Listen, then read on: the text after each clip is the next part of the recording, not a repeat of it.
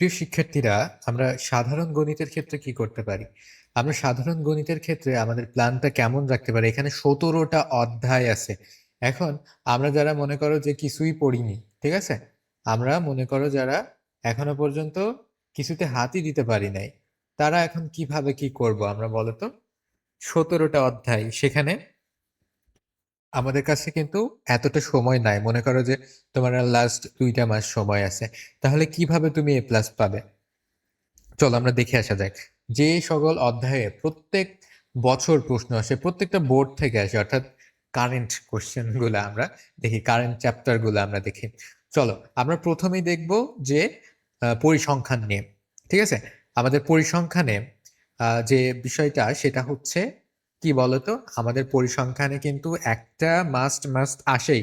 So যারা শুধু pass করার টার্গেট নেই তাদের কিন্তু পরিসংখ্যান করলে মোটামুটি ভাবে একটু তারা চিন্তামুক্ত হতে পারে। আচ্ছা, তারপরে আমাদের ত্রিকোণমিতি এবং পরিমিতির যে চ্যাপ্টারটা আছে, অর্থাৎ ৯ আর ১৬, এখান থেকে কিন্তু প্রত্যেক বছর প্রশ্ন আসে। তার মানে ৯ অধ্যায় থেকেও আসবে, ১৬ অধ্যায় থেকেও আসবে, তার মানে একদম মাস্ট, কোনো মিস নাই। ঠিক আছে?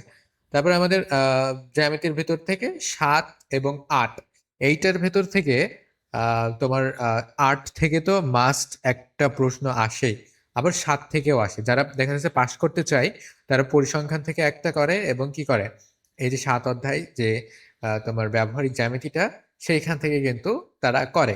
সো এইখানে সবগুলাই কিন্তু একেবারে নিশ্চিত অধ্যায়। এখানে বীজগণিতের ক্ষেত্রে ২ এবং ৩ অধ্যায়টাও মোটামুটি ভাবে নিশ্চিত বলা যায়, তবে মাঝে মধ্যে দুই একটা বোর্ডে মিস করে। ঠিক আছে? সো আমরা কিন্তু এটা বলতে পারি। আচ্ছা, বীজগণিতে তাহলে আমরা কি করব?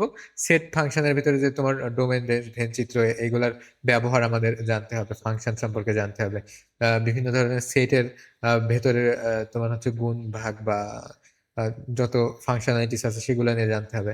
তারপর বীজগাণিতিক রাশির এই এইটা কিন্তু তোমরা ক্লাস 8 থেকে করে আসছো। 8 থেকে তোমরা করে আসছো, তোমাদের যদি মনে না থাকে, একদম বেসিক থেকে যদি করতে চাও, আমাদের চ্যানেলে একটা ফুল ফ্রি প্লেলিস্ট আছে। যারা একেবারে বীজগণিতের কিচ্ছু বোঝো না, তারাও এই যে এটা দেখলে তারাও পারবে, তারাও বুঝবে, সবকিছু বুঝবে।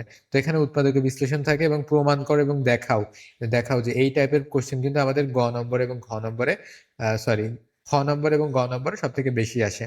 তারপর পরিসংখ্যানের ক্ষেত্রে এখান থেকে কিন্তু একদম নিশ্চিত 10 নম্বর কিন্তু এখানে পাওয়াই যায়। ঠিক আছে? মানে এখান থেকে একটা করবে, একটা আসবে। সো এখানে কিন্তু খুব বেশি টাইপ আছে তা কিন্তু না।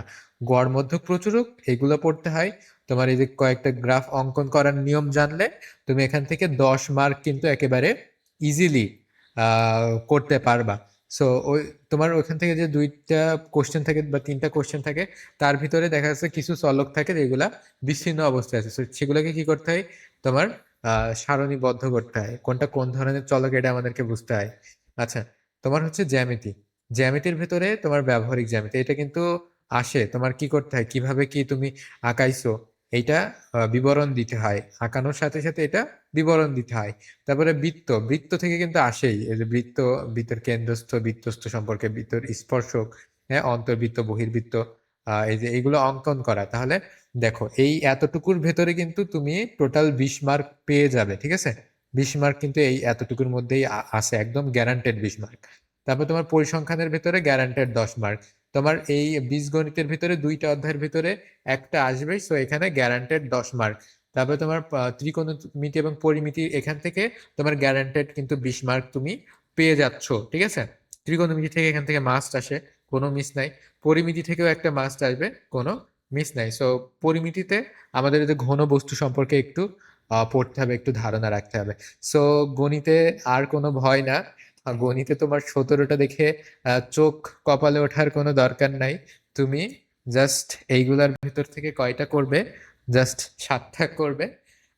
তাহলেই কিন্তু তোমার আর কেউ আটকাতে পারবে না ইনশাল্লাহ, আল্লাহ যদি সহায় হন। আচ্ছা, তো এই হচ্ছে আমাদের কি, আমরা পুরো 10টা চ্যাপ্টারও যদি বাদ দিই, তারপরেও কিন্তু তার সত্ত্বেও আমরা এগুলা নিয়েই কি করতে পারি, আমরা এগুলা নিয়েই কিন্তু জয় করতে পারি। সো তোমাদের প্রথম 2 মাসে টার্গেট থাকবে কি করা?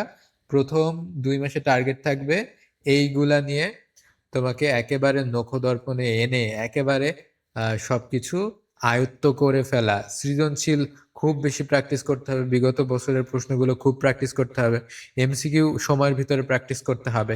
এর জন্য আমরা তোমাদের জন্য এক্সাম সিস্টেম রাখছি, ঠিক আছে? প্রত্যেকটা অধ্যায় থেকে, প্রত্যেকটা টপিক থেকে কিন্তু আমাদের এক্সাম সিস্টেম রয়েছে।